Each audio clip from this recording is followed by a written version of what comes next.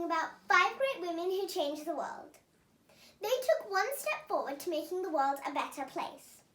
The first woman I will be talking about is Emmeline Pankhurst.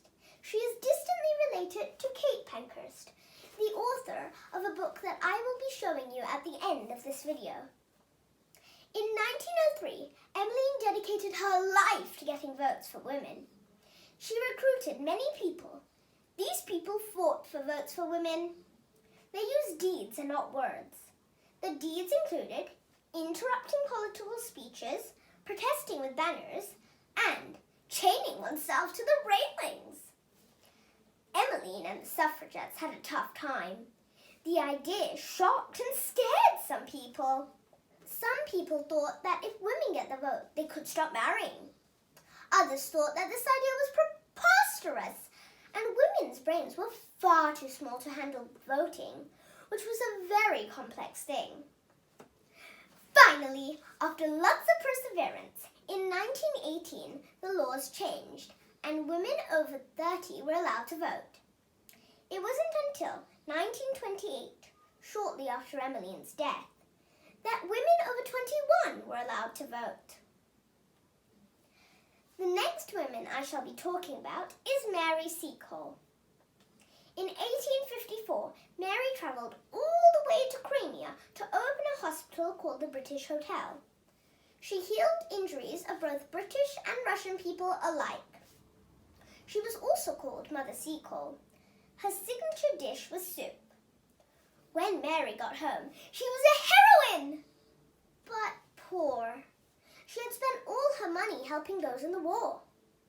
But they never forgot her kindness and made sure that Mary never went cold or hungry.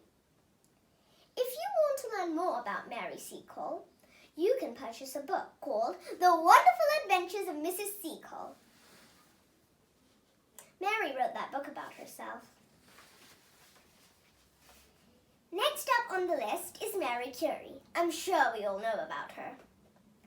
Mary came from a poor family and studied science in Paris. She was obsessed with a mind-boggling invention called X-rays.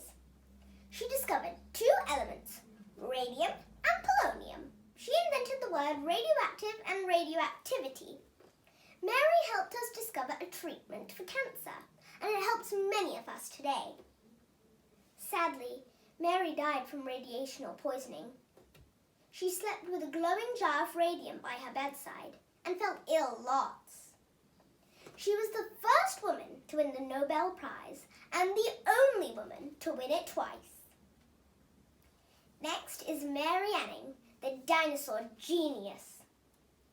Born in Lyme Regis, England in 1799, Mary found many dinosaur remains on the beach with her dog Trey.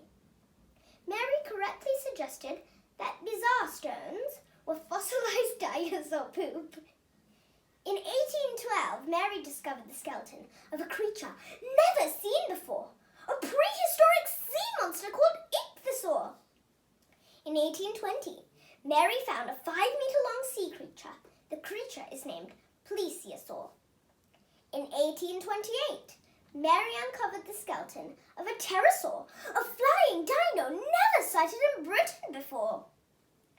Mary was the first and only child paleontologist. Last, but certainly not least, is Rosa Parks. Taking the bus home in Montgomery, Alabama, Rosa had no idea she was about to do something amazing. Strict laws kept white and black people apart. These were called segregation. When there was no space on the bus, black people had to give up their seat for white people. Rosa did not move, and she did not make a fuss when arrested. She knew she had made her point.